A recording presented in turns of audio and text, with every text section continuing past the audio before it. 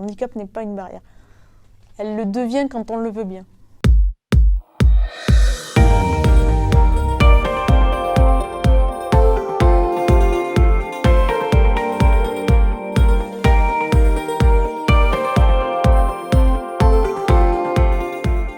Je suis analyste de production chez BPCE-IT au service habilitation.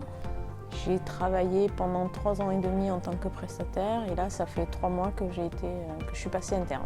Je n'avais jamais fait jouer ma reconnaissance de travailleur handicapé et là le travail me plaisait tellement que je trouvais ça dommage de partir de là. Donc j'ai pris mon courage à deux mains, j'ai fait une lettre de motivation et j'ai envoyé une candidature spontanée en mettant ma reconnaissance de travailleur handicapé.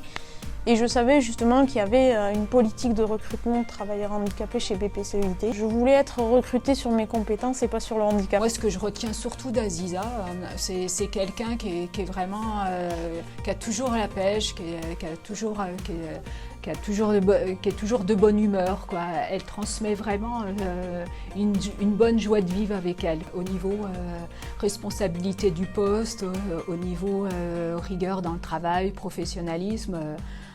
Aziza est vraiment une collaboratrice, comme mes autres collaborateurs, quoi. Il y a vraiment aucune différence. Elle nous fait connaître justement des situations de handicap, ce qu'est le handicap, parce qu'elle en parle vraiment facilement, sans tabou. Moi, je considère que mon handicap est un handicap invisible, donc il n'y a pas de gros aménagements, il n'y a pas de... Pour moi, c'est pas une réelle contrainte, le handicap.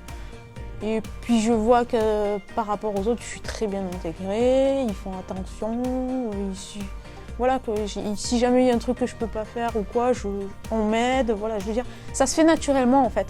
Je pense que c'est nous qui nous mettons nos barrières. Le tir à l'arc handisport m'est tombé un peu dessus par hasard. Un jour, j'ai pris le téléphone et j'ai appelé mon club de tir à l'arc de Cuno. Et pour eux, le fait que je sois handicapée n'aura pas posé de problème. Donc depuis, j'y suis.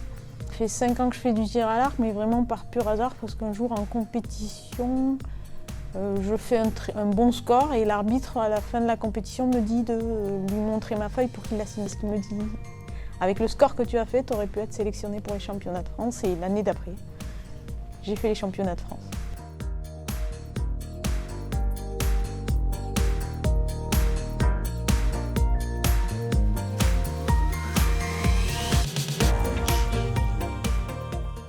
Ça va être ma 5e participation au championnat de France. J'ai fait 7 championnats de France. J'ai 4 médailles d'argent et 3 d'or.